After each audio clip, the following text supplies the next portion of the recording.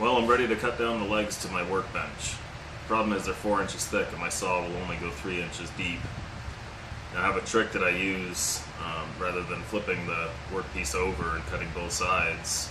That can often end up with an uneven face, and when you're trying to fit a large mortise and tenon joint, you need a nice flat face to do this. So today I'll show you the trick that I use to accomplish it. So I've got my workpiece clamped to the miter fence right now. That way it stays nice and solid. I've got the blade up as deep as it'll go. Got my alignment mark, got it all lined up. So what I'll do is make a pass at full depth.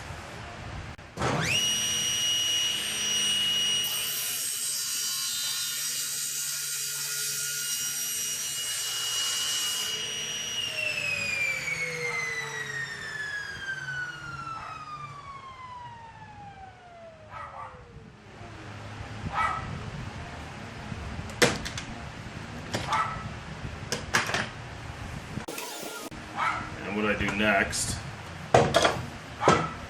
flip it over, lower the blade down, just over what's left to cut.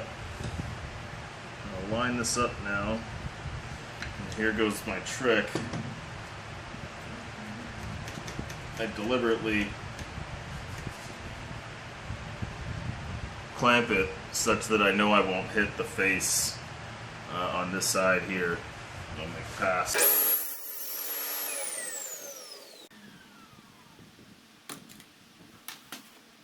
So here's what I'm left with.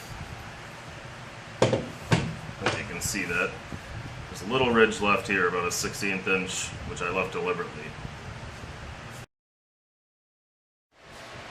Now to complete my cut, I've got a flush trim router bit. It's a 1 inch cut length. I have about 7/8 left here that I need to trim off. So I just plunge it down, cut it nice and flush with the table saw cut.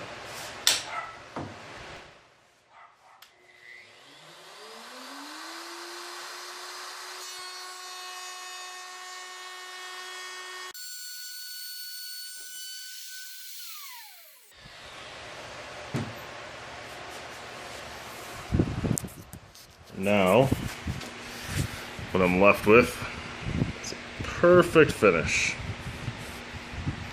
Works great.